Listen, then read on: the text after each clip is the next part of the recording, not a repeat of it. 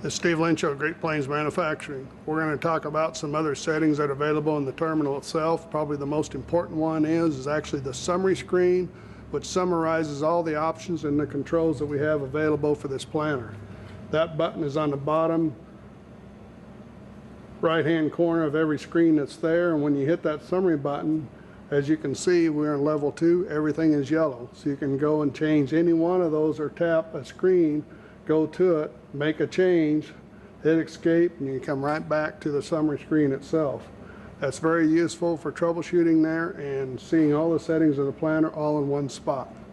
This is still in level 2. Anytime we want to power up the monitor and be in level 1, or if we want to return to level 1, we can do that by accessing the padlock, which says level 1. And as you can see now, we access the summary screen here and everything is still gray. It still summarizes everything there that's in front of us, but this still allows us to change crops at the same time.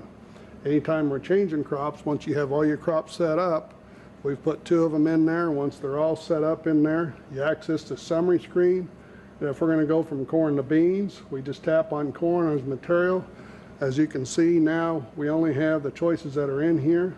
And there's beans in there. We want to tap on that, hit our escape button, and we've automatically changed. And you can see under channel control, we have changed to beans now is what we're controlling. The little box at the top, if we want to access channel 2, the second little box at the top is channel 2, and that's called split air. Split air is the same way. If we want to change our rate, we want to tap on that box there, and now we can change our target rate to whatever we'd like to change. If we want to lower that for beans to 2.0 as a starting point, we can do that. And you're right back in there, hit the escape button, and everything's changed, and now we're ready to plant your next crop, which is soybeans. Another thing we want to show you is work screen configurations. If you'd like to access those are in level 2, along with saving config files. Once again, we'll go into level 2, put in our passcode,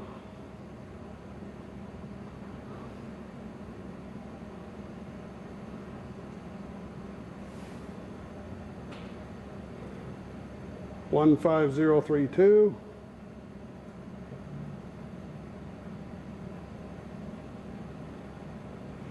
Dealer screens are on. And one of the things we can do is after all of our terminal settings are in there, we can go through next page until we hit config. And once we hit that config screen there, we need to put a USB flash drive into the terminal itself, and that's entered over here. Pull the little dongle out of there and enter that flash drive.